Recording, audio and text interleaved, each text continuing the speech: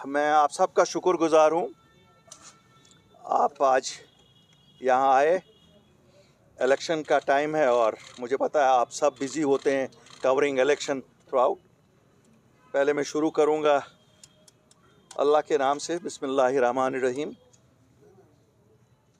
इस पार्टी का ये पहला इलेक्शन है पार्लियामेंट का। हमने 2 जगह से कैंडिडेट्स फील्ड किए हैं। श्रीनगर की कॉन्स्टिट्यूंसी से मोहम्मद अशरफ मीर साहब, जैसे आप सब जानते हैं, और साउथ अनंतनाग राजौरी कॉन्स्टिट्यूंसी से ज़फ़र इकबाल मनहा साहब।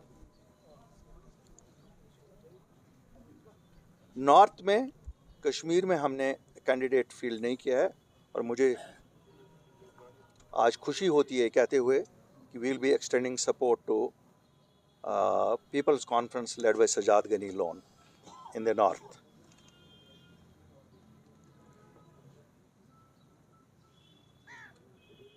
पिछले 4 साल में खासकर 5 अगस्त 2019 के बाद, जैसा आप सब जानते हैं, ये वाहिद जमात है, ये वाहिद वो ग्रुप ऑफ पीपल है या पॉलिटिशियंस है जो सामने आए, फिर एक जमात बनी। और ये जमात किन हालात में बनी आप सबको पता है। हमने 4 साल में पीछे की तरफ नहीं देखा।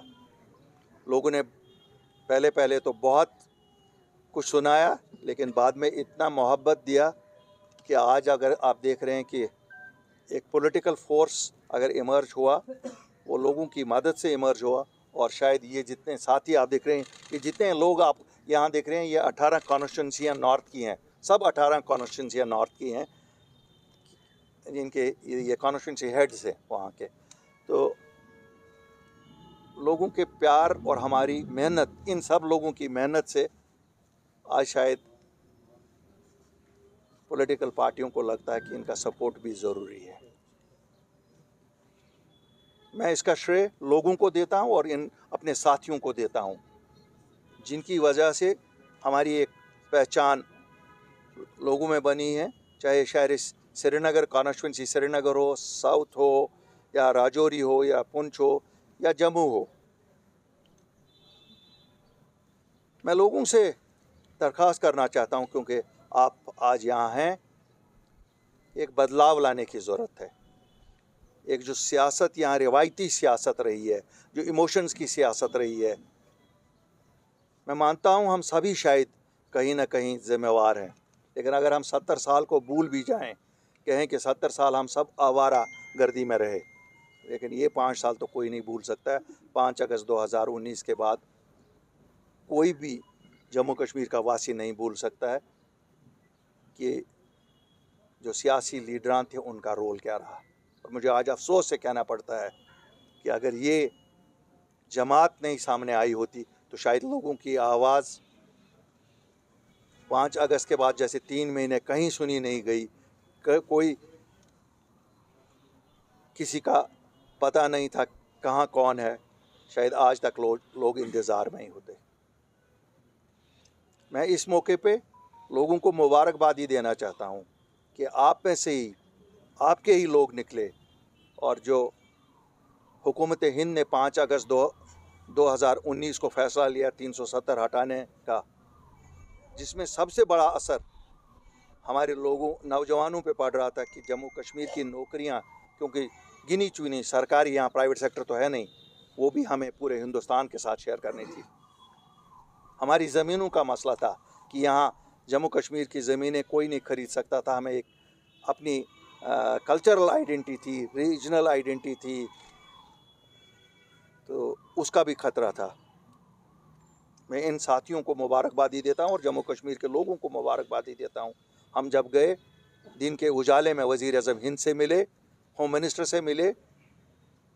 हम इस चीज़ से नहीं डरे कि हमें क्यों जाना है, हमें क्यों मिलना है। हम भी क्लैंडस्टाइनली मिलना का डिसाइड कर सकते थे, लेकिन चूँकि हमें लोगों के मसले थे, अपना कुछ लाना नहीं था।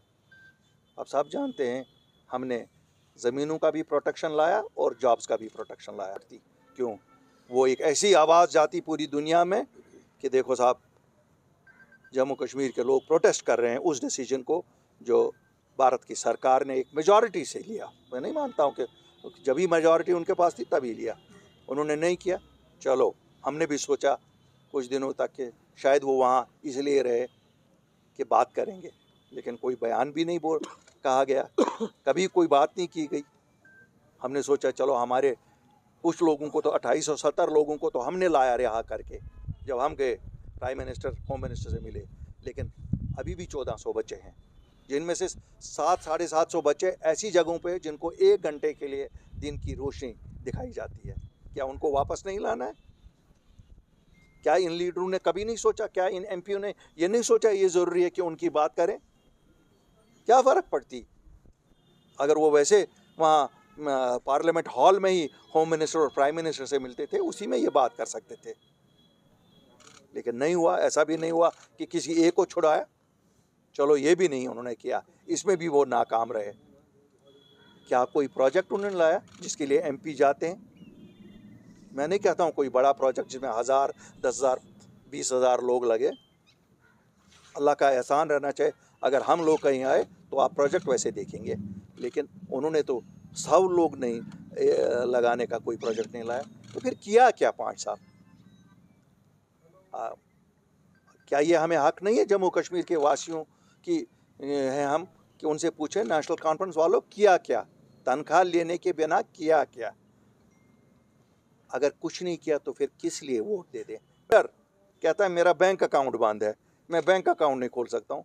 भैया मेरे तो 1400 बच्चे रिहा होने, मेरे तो 37,000 वेरिफिकेशनें पेंडिंग है, मेरी तो 5,500 उन बच्चों की वेरिफिकेशन पेंडिंग है जिनको नौकरियाँ कंपटीशन से मिली है, मेरी तो स्टेटहुड अभी बाकी है, मेरा तो एस्पा उठना है, मेरे तो कितनी चीज़ें बाकी है। मैं तो अपने लिए नहीं निकला हूँ, और मुझे अगर लोगों के लिए काम पूरे करने हैं और इस अपनी पार्टी के कोर एजेंडा को फुलफिल करना है, तो कोर एजेंडा तो हमारा यही था ना, protection of jobs, protection of land rights and restoration of the statehood. तो मैं सपोर्ट चाहता हूँ अपने लोगों का इन मकासद को पूरा करने के लिए, और इन मकासद को अगर कोई और भी पूरा कर सकता है उसको हम सपोर्ट देंगे। तभी हमने डिसाइड किया कि हम सजाद साहब को सपोर्ट करेंगे। सजाद साहब भी एक नई सियासत को रिप्रेजेंट कर रहे हैं। अगर रिवायती सियासतदानों को मेरा मशवरा बिन मांगे मशवरा मैं दूंगा कि अपने आप को रिटायर करो, शायद आप लोगों के साथ वफा नहीं कर सके, वो वफा का वादा निभा नहीं सके, हमें अमन से जीने दो। नहीं हमारे नौजवान के दिमाग में ये डालो कि 100 साल की जंग लड़नी है, हमें कोई जंग नहीं लड़नी है। हमारा मुकद्दर 47 में डिसाइड हुआ, हमारा मुकद्दर हिंदुस्तान के साथ लिखा गया है। और मैं आज भी कहूँगा, बार बार ये कहूँगा, हाँ गाँव भी दिल्ली ने दिए, मदावा भी उनसे ही मिलेगा। मदावा ना लंदन में मिलेगा, ना वाशिंगटन में मिलेगा, और ना इस्लामाबाद में मिलेगा। तो मैं पूरे जम्मू कश्मीर के लोगों को अपील करता हूँ कि हमारी जमात जिसने दिखाया है कि हम एक दिन भी घर नहीं बैठते हैं, लोगों के मसले मसाइल सुनते हैं, चाहे मैं दफ्तर में बैठ के सुनूं, चाहे मैं फील्ड में जाके लोगों से मिलूं, कॉन्स्टिट्यूंसी में जाके मिलूं, लोगों के मसले मसाइल ही होते हैं। और मैं ये भी यकीन दिलाना चाहता हूं जम्मू कश्मीर के लोगों को, ये कोई ख़ानदानी जमात नहीं है। कल आप किसी और अल्ताफ़ बुखारी के ख़ानदान में से किसी और को नहीं देखेंगे, कोई और आम आदमी भी आ सकता है, और ये आम आदमियों की पार्टी है, हम सब आम आदमी हैं। मुझे पुख्ता यकीन है कि वो इस जमात के हक़ में, और जहाँ इस जमात के कहीं पर हम सपोर्ट किसी को करते हैं, उनको उनके हक़ में वोट दे देंगे। और हम इंशाअल्लाह लोगों को वादा करते हैं, जो मैं हमेशा कहता हूँ, हमारी वजह से कोई शर्मिंदा जम्मू कश्मीर का नहीं होगा, कोई भी वासी शर्मिंदा नहीं होगा। हम अपने नौजवानों को इज़्ज़त वाली ज़िंदगी चाहते हैं, उनके लिए उनका पुरवकार दिन गुजरना चाहिए। I will reply. महबूबा जी के कॉज बहुत सुहाने होते हैं, और सुहाने सपने उन्होंने 2019 में भी दिखाए हमें, जब उन्होंने PhD बनाया। मैं शायद जवाब नहीं देना चाहता था, क्यों बहन है हमारी, लेकिन वो PJGD को तोड़ने वाले भी वही हैं। एक लास्ट होप जम्मू कश्मीर के लोगों को हुई थी, शायद PJGD कोई वफा करे। बेवफा लोगों से वफा की तवक्का ना रखिए, आपको भी कहता हूँ। का डिस्ट्रिक्ट प्रेसिडेंट भी यहीं है। कहाँ हैं डिस्ट्रिक्ट प्रेसिडेंट साहब? बांडीपोरा के। उस्मान साहब की तबीयत कल शाम को ख़राब थी और आप जो चाहते हैं वो नहीं है। आप जो चाहते हैं वो नहीं है। वो सुनिए, वो मैं आपको बताऊंगा। That is the democracy in this party. That is the democracy in this party.